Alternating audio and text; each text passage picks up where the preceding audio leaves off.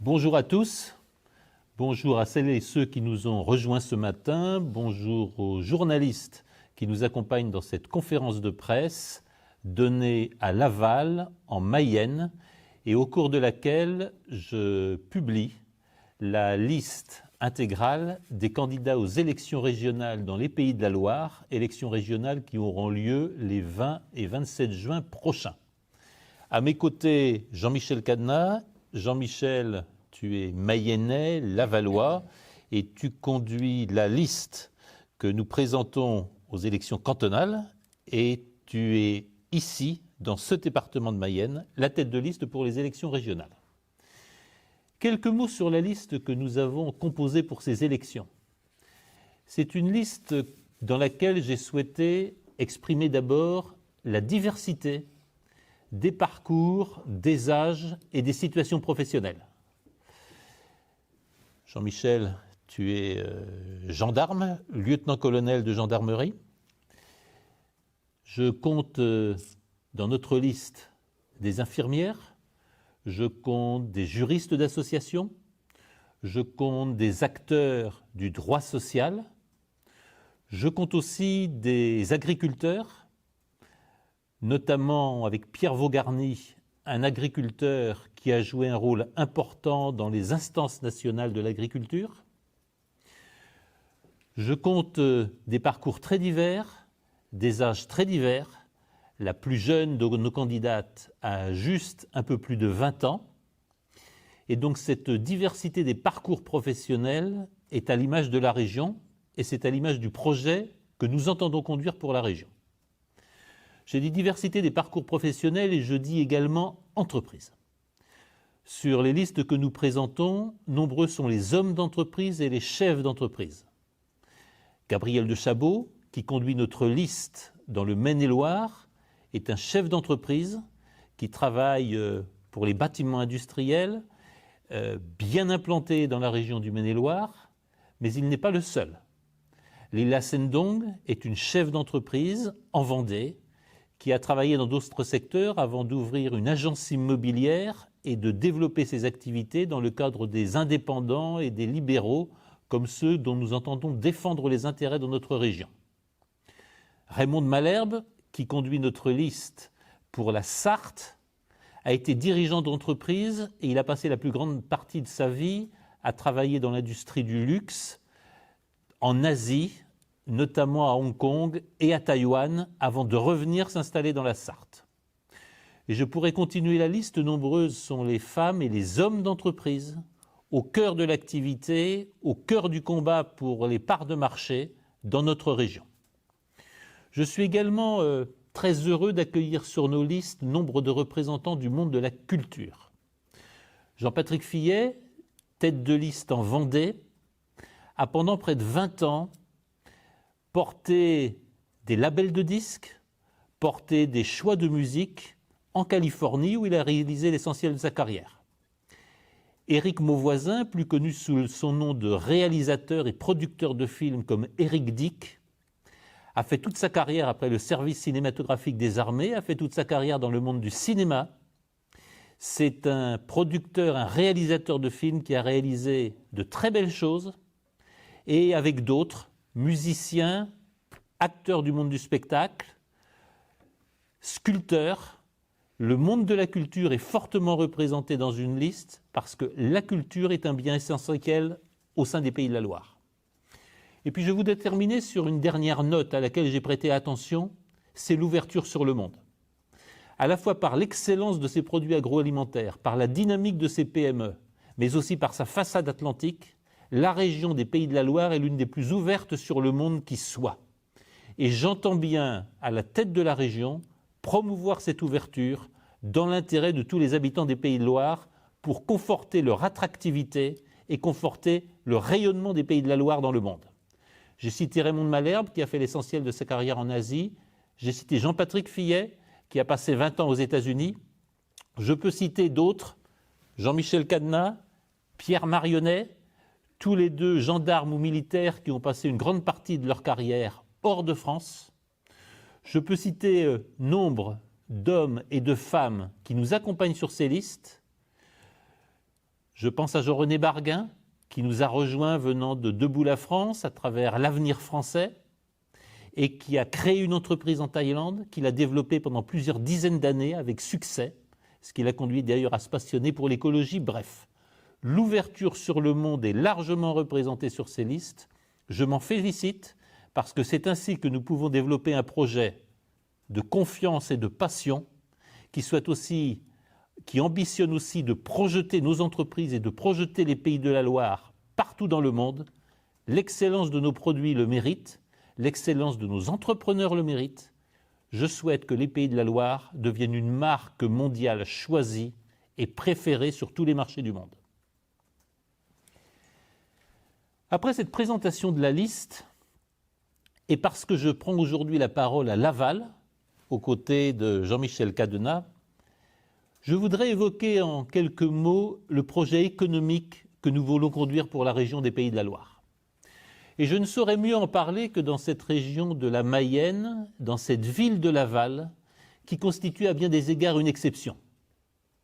Nous le savons, l'économie ici se porte bien, à tel point que le département de la Mayenne, à tel point que la ville de Laval fait partie des quelques zones de France les moins touchées par le chômage. Le chômage aujourd'hui est à peine à plus de 5% de la population active, ce qui fait de la Mayenne le 3e département en France pour sa performance en termes d'emploi. Et ça n'est pas un hasard. J'ai passé plusieurs années de ma vie à travailler, à conseiller des établissements dans la région, dans le département de Mayenne et dans la ville de Laval.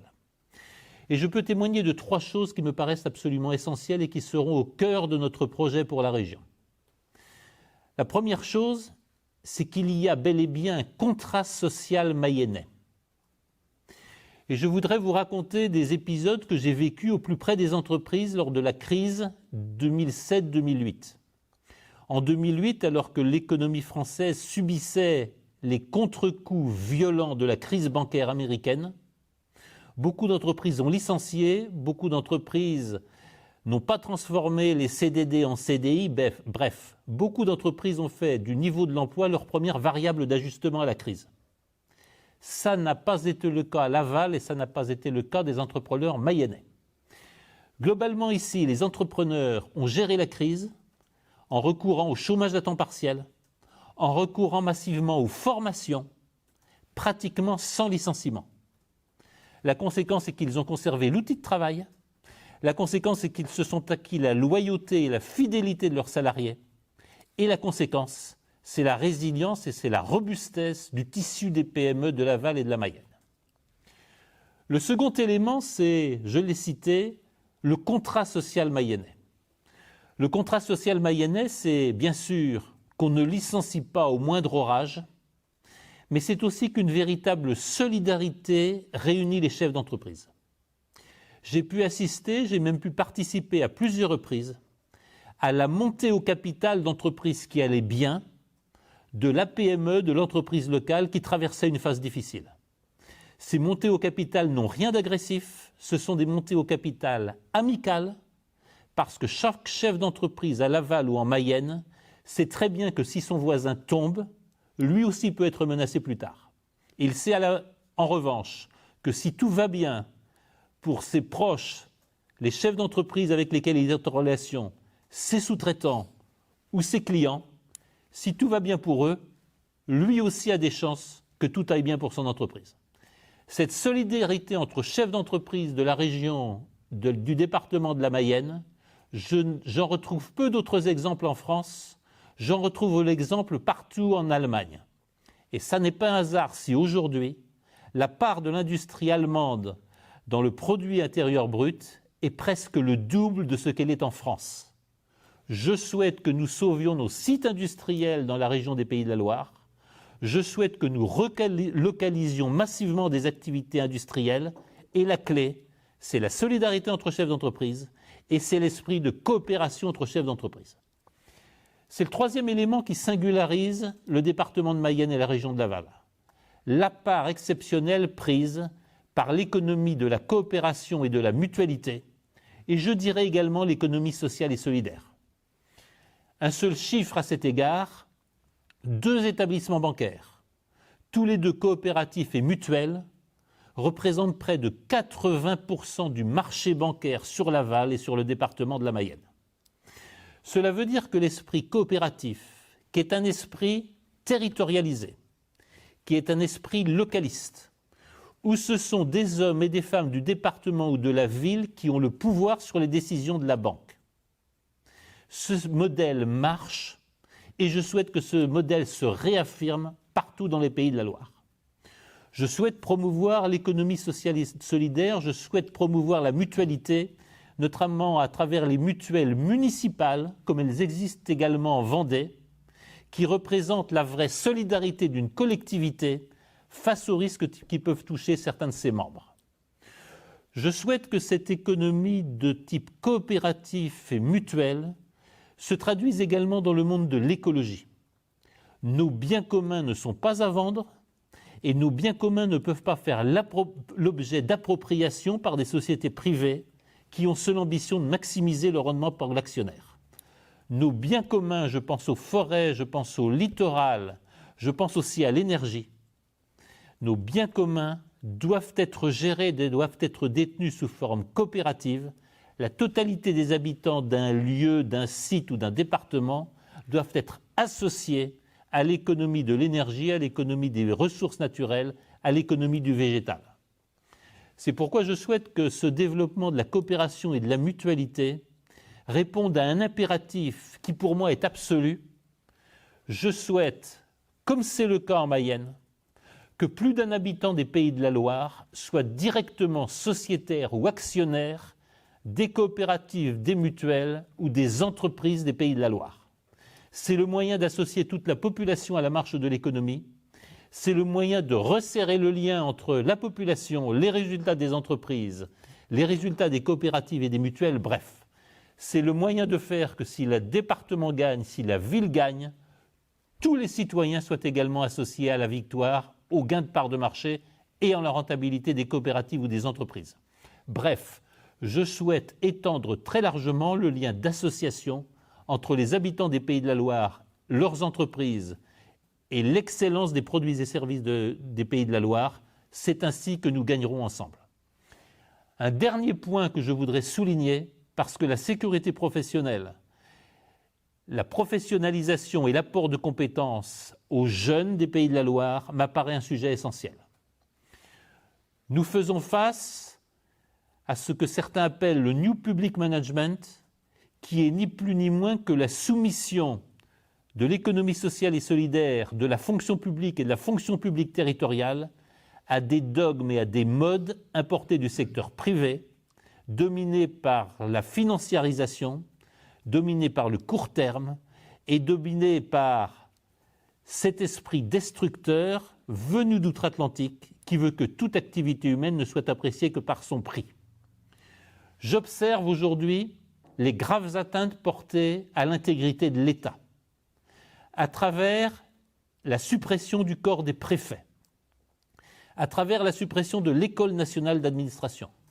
Ce sont des coups sévères qui sont portés à l'État, à l'autorité de l'État et aux métiers de la fonction publique. Des métiers qui ne sont pas des missions, qui ne peuvent pas être rémunérés à la mission et qui ne peuvent pas être appréciés selon les critères du privé. C'est pourquoi je souhaite que dans les Pays de la Loire, nous créions une école de l'économie sociale et solidaire. C'est pourquoi je souhaite que dans les Pays de la Loire, nous créions une grande école du management public, de la gestion des affaires publiques, de la gestion de l'intérêt national et de la gestion des administrations publiques. Nous pouvons la créer dans les Pays de la Loire parce que nous avons des compétences éminentes. Je pense au professeur au Collège de France Alain Supiot, l'un des plus grands juristes du droit du travail et du droit social qui existent en France et en Europe. Nous pouvons créer des instituts de formation à la gestion des affaires publiques. Nous pouvons créer un grand institut de la coopération et de la mutualité, parce que j'en suis persuadé, c'est sur ce terrain que se joue notre avenir, c'est sur ce terrain que se jouera le grand projet que j'entends conduire pour les Pays de la Loire, et c'est aussi sur ce terrain que se situent les perspectives d'emploi, les perspectives d'avenir et d'ambition pour les jeunes des Pays de la Loire. Oui, sur le modèle du contrat social mayennais, oui, sur le modèle d'une économie plus coopérative et plus solidaire, nous pouvons faire avancer tous les citoyens des Pays de la Loire.